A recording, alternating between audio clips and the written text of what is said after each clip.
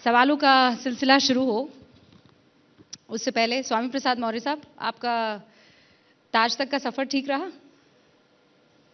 जी, आप जहां से निकले, जहां पहुंचे, सफर आपका बढ़िया था? हर सफर अच्छा ही होता है।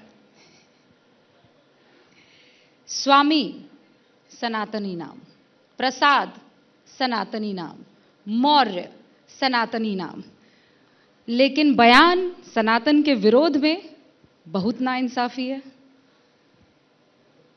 रूबिया जी, पहली बात तो नाम नाम होता है, नाम को किसी धर्म से नहीं जोड़ा जा सकता। और रही बात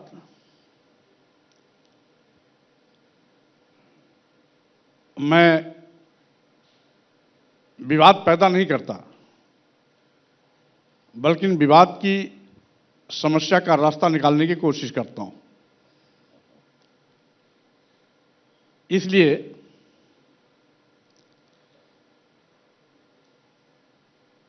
मैं सभी धर्मों का सम्मान करता हूं। हमारा भारतीय संविधान भी पंथ निरपेक्ष, धर्मनिरपेक्ष देश की आधार पर आधारित है और इसीलिए जब हमारा देश पंथ निरपेक्ष, धर्मनिरपेक्ष है तो स्वाभाविक रूप से सभी धर्मों का समान रूप से सम्मान करना हम सबका संवैधानिक कर्तव्य है। पर स्वामी जी, आप बाकी धर्मों का सम्मान तो करते हैं, लेकिन आप पर यह आरोप लगता है कि आप सनातन धर्म का सम्मान नहीं करते हैं। आपको मानने वाले, चाहने वाले रामचरितमानस की चौपाइयां, उसकी प्रतियां फाड़कर जला देते हैं। आपका दिल तब क्यों नहीं दुखता है? रूबिया जी, हवा हवाई आरोप कभी भी सत्य के आधार नहीं बनते। दफ्ती में लिखा हुआ स्लोगन जलाना रामचरितमानस की प्रतिलिपि जलाना नहीं होता, क्योंकि जब सरकार द्वेष भावना से काम करती है तो अपने तौर तरीके से हर चीज को परिभाषित करती है। केस अगर दर्ज होना है तो पृष्ठभूमि भी तैयार करती है और सही मायने में हमने रामचरितमानस की कुछ चौपाइयों पर, जिससे इस देश की महिलाएं, आदिवासी, दलित और पिछड़े के अपमानित होने का आधार बनता है, चौपाइयों के कुछ हिस्से से इस बड़े समूह को नीच, अधम, प्रताड़ित, अपमानित करने की बात की जाती है, तो हमने तो इसमें मात्र संशोधन करने की मांग की और यदि संशोधन नहीं होता तो इन अपमानित करने वाली टिप्पणियों को प्रतिबंधित करने की बात की। हमने पूरे रामचरितमानस को कटघरे में नहीं खड़ा किया। स्वामी जी, आप जिन चौपाइयों की बात कर रहे हैं, एबीपी न्यूज ने बहुत से शोज उस पर किए, बहुत से साधु संतों को बुलाया, बहुत से उन लोगों को बुलाया जो धर्म को, शास्त्रार्थ को समझते हैं, जिन्होंने किया है। इनफैक्ट उनसे जब हमने पूछा तो उन्होंने इसके माने अलग बताए हैं। उन्होंने, और मैं इसमें कोई ज्ञाता नहीं हूं तो मैं आपको उसको डिस्क्राइब नहीं करूंगी, लेकिन एक धार्मिक ग्रंथ की चौपाई को लेकर इस तरीके से राजनीति करना, लाखों करोड़ों लोगों की आस्था को ठेस पहुंचाना, क्या आप जैसे समझदार नेता को शोभा देता है? रूबिया लियाकत जी, पहले तो आप स्पष्ट जान लीजिए कि रामचरितमानस तुलसीदास जी द्वारा रचित महाकाव्य है, वो धार्मिक पुस्तक नहीं है। करोड़ों लोग उसका पाठ करते हैं, करोड़ों लोग उसे अपने दिल में रखते हैं। आप जब उनके घरों में जाएंगे तो पूजा घरों में उसको स्थान दिया जाता है। आप भले ही माने कि एक शख्स नाम जिसका तुलसी, उसने लिख दिया अपने काव्य को, लेकिन आप दूसरों की भावना को देखेंगे कि नहीं देखेंगे? मैं लोगों की भावना का बहुत सम्मान करता हूं, लेकिन 97% इस देश की महिलाएं, आदिवासी, दलित और पिछड़े, क्या इनकी भावनाएं नहीं है? क्या इनको आप नीच कहेंगी, अधम कहेंगी, अपमानित करने की बात फिर करेंगी, आपको कह रही प्रताड़ित हूं, करने की बात करेंगी? रामचरितमानस का अखंड बहाना लेकर रामायण के, उनके घरों में भी होता है स्वामी जी। रामचरितमानस का बहाना लेकर के अखंड इस देश रामायण के महिलाओं को, आदिवासियों, दलितों, पिछड़ों को अपमानित करने की छूट नहीं दी जा सकती है। ठीक है सर, मुझे पता था आप ये बात बोलेंगे। मुझे पता है कि महिलाओं को लेकर आपके दिल में, आपके प्रति बहुत सारी ईमानदारी है, सम्मान है। मैं आपके सामने ये 2 प्रतियां रख रही हूं, दोनों धार्मिक पुस्तकों की प्रतियां हैं। स्वामी प्रसाद मौर्य साहब, आप इनको बस पढ़ लीजिए। मैं धार्मिक किताब का नाम नहीं लूंगी, पर ये सनातन धर्म से जुड़े हुए नहीं है, लेकिन महिलाओं के लिए इस धार्मिक किताब के वर्ष में ऐसी बातें लिखी गई है जो महिलाओं के सम्मान को ठेस पहुंचाती है। आप इसे फाड़िए मत, आप इसे बस पढ़ लीजिए, आप इसे बस पढ़ लीजिए। मुझे 2 धार्मिक किताबें, 2 धार्मिक किताबें, कृपया बैठ जाएं। नहीं आप, मैं सिर्फ आपसे ये प्रार्थना कर रही हूं। आपने रामचरितमानस में खोज निकाला महिलाओं के, भटकाने की कोशिश आप मत करें। आप महिलाओं के सम्मान को मानते हैं कि नहीं? भटकाने की कोशिश न करें। आप महिलाओं के सम्मान के लिए लड़ते हैं कि नहीं? हाँ कि ना? हम लड़ते हैं और इसीलिए लड़ रहे हैं। तो सिर्फ रामचरितमानस में क्यों लड़ेंगे? महिला का सम्मान दूसरी धार्मिक किताब को लेकर क्यों नहीं होगा? आपने ही कहा कि करोड़ों करोड़ों लोग पढ़ते हैं, यानी जितना ज्यादा इसको पढ़ने वाले लोग हैं, अन्य किसी पुस्तक को नहीं पढ़ते। और मैं जिसको आपके नहीं सामने पढ़ते, 2 प्रतियां उसको रखी सामाजिक, धार्मिक सरोकार के ये मौकों मेरा पर चैलेंज है स्वामी अपमानित प्रसाद नहीं मौर्य होना साहब, पड़ता है। आप इन दोनों प्रतियों को पढ़ लीजिए। 2 अलग अलग धार्मिक किताबें हैं, महिलाओं के लिए इसमें क्या टिप्पणी की है, मैं स्वामी प्रसाद मौर्य साहब को कह रहे हैं, सिर्फ पढ़ दीजिए।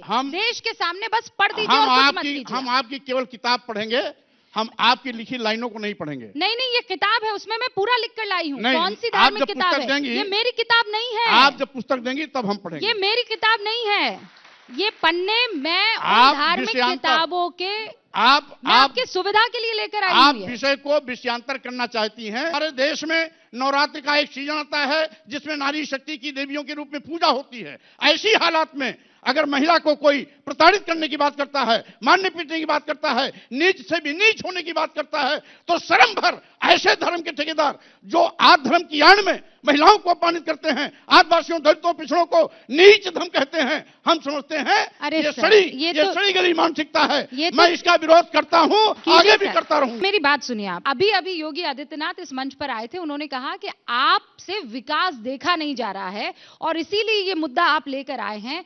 आप विकास के मुद्दे से भटकने की रणनीति के तहत ये काम कर रहे हैं। अब रूबिया जी, आज करोड़ों करोड़ों नौजवान बेरोजगारी की त्रासदी झेल रहे हैं। बड़े पैमाने पर बेरोजगारी ग्राफ बढ़ा है।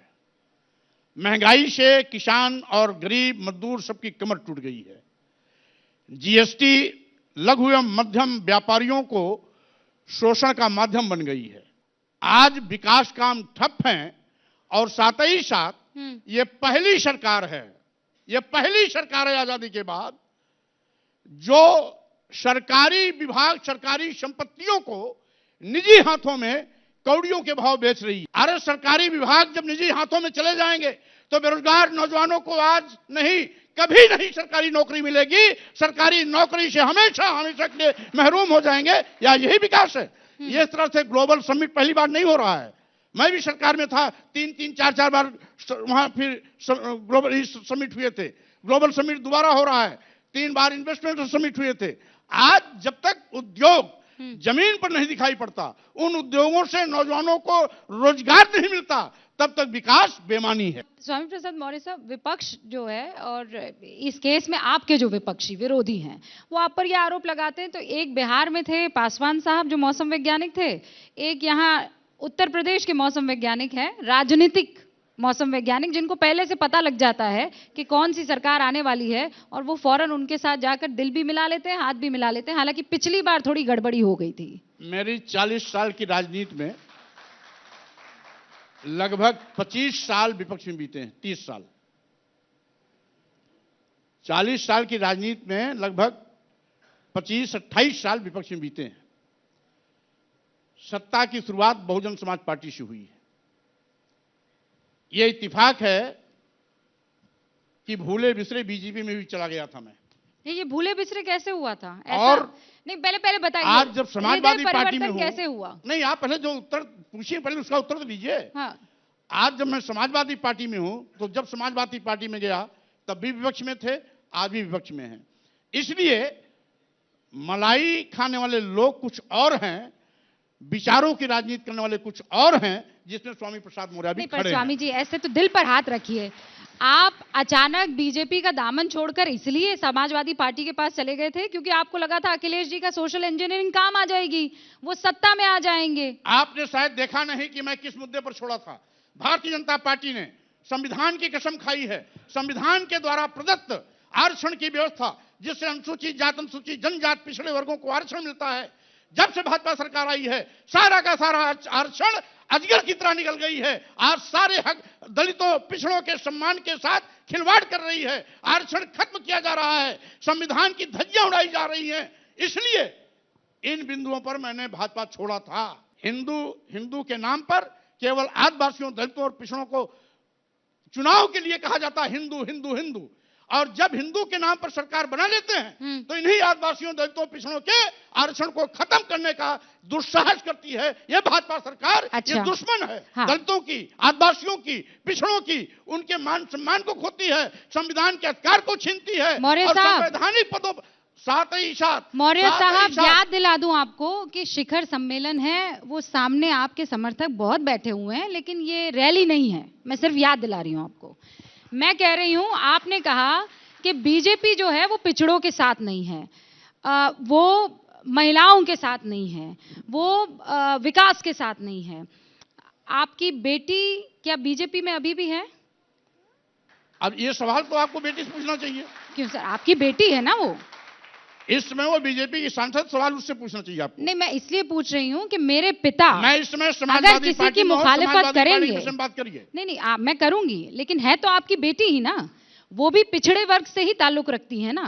तो अगर बीजेपी इनके लिए नहीं है और आपसे इतनी दुश्मनी है, आपकी बीजेपी से दुश्मनी है, तो पहला जो निशाना है वो तो एक दलित बिटिया होनी चाहिए, एक पिछड़े वर्ग की बिटिया होनी चाहिए जो उनके टिकट से सांसद बनकर आई है। आप सबसे पहले ये अपनी तो मैं बेटी, भाजपा में जब गया था स्वामी प्रसाद तो वो मौर्य टिकट साहब, मैंने ही दिलवाया था। हाँ, और एक चीज, दूसरी चीज, तो आप उनको कन्विंस क्यों नहीं कर रहे हैं? वो हारने वाली सीट हमको दी गई थी, मैं जीता हूं अपने बलबूते पर। रही बात, आप इसमें मैं समाजवादी पार्टी के राष्ट्रीय महासचिव की हैसियत से यहां पर बैठा हूं, इसलिए आप समाजवादी पार्टी के विषय में बात करेंगे, मैं उत्तर दूंगा। अभी तो आपने कहा टिकट मैंने दिलवाया है। भाजपा के विषय में अगर भाजपा की तारीफ करने के लिए बैठेंगी तो मैं उसका प्रत्युत्तर भी दूंगा। अब आप मरते दम तक बीजेपी के साथ नहीं जाएंगे ना, कभी नहीं जाएंगे ना? किसके साथ? इस मंच पर ये शपथ लेते हैं आप? किसके साथ? इस पार्टी का कभी मुंह नहीं देखेंगे? किस पार्टी का? बीजेपी का। अरे बीजेपी को, जिसको मैंने एक बार लात मारा, हाँ। दोबारा पलट के कभी नहीं गया, आप सुन लीजिए। अच्छा, स्वामी प्रसाद मौर्य बोल रहे हैं। ठीक है, अब आप नहीं जाने वाले हैं, बात क्लियर हो गई। ये रामचरितमानस के मसले पर आपकी अखिलेश यादव से बातचीत हुई है? बयान देते वक्त मैंने शुरू में कहा था ये मेरा निजी बयान है। जब मैंने बयान दिया तो उसी समय मैंने कहा था, वो पार्टी का बयान नहीं था, इसलिए इस विषय पर मैंने राष्ट्रीय अध्यक्ष से बात नहीं किया, क्योंकि प्रसंग आया, मैंने बात कह दिया। और बात कहने के 7वें 8वें दिन मेरी बात हुई। अखिलेश यादव जी ने कहा कि अच्छी बात है कि आपने देश के आदिवासियों, दलितों, पिछड़ों और महिलाओं के सम्मान की बात को मजबूती से उठाया है, तो स्वाभाविक रूप से उनकी सहमति भी इस वाक्य से मिल गई। और यही नहीं, जिस दिन मेरी मुलाकात हुई, आप सुन लीजिए, आप छेड़ा तो सुनिए, जिस दिन बात हुई उसी दिन राष्ट्रीय अध्यक्ष जी एक यज्ञ में गए थे। भाजपा युवा मोर्चा के कुछ पदाधिकारी वहां काला झंडा दिखाए, और जब यज्ञ में बैठे तो वापस जाओ के नारा लगाए। तो राष्ट्रीय अध्यक्ष के मुंह से अपने आप निकल गया कि मैं शूद्र हूं, इसलिए मुझको यज्ञ में नहीं बैठे दिया जा रहा है। मैं शूद्र था, इसीलिए मेरे मुख्यमंत्री आवास खाली करने के बाद उसको गंगाजल से धुलवाया गया था। उनके अंदर का दर्द और जाति अपमान की पीड़ा अपने आप निकल आई, और इसीलिए जब सबकी पीड़ा एक है तो पूछना न पूछना सब बराबर है।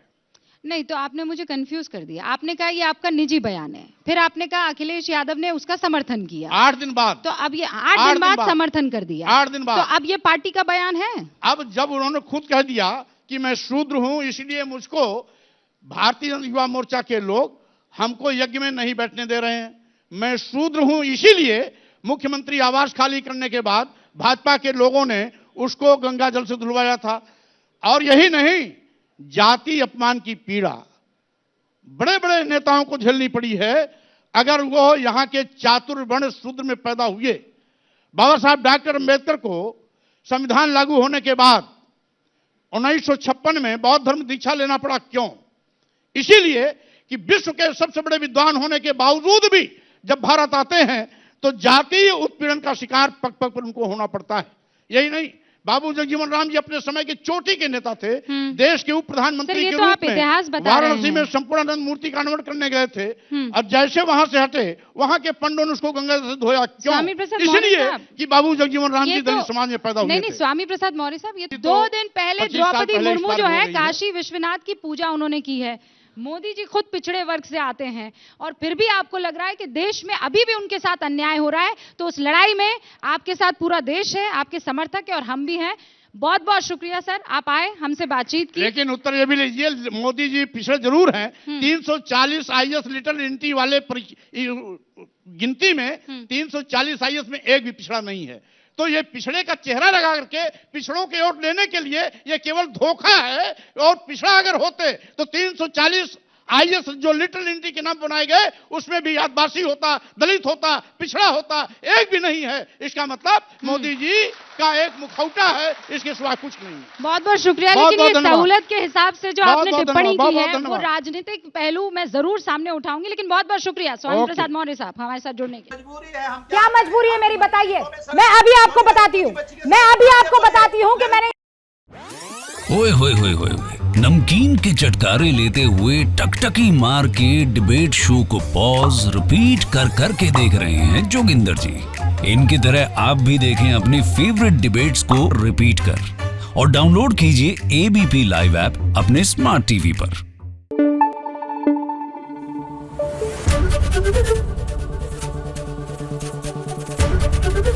एबीपी न्यूज आपको रखे आगे।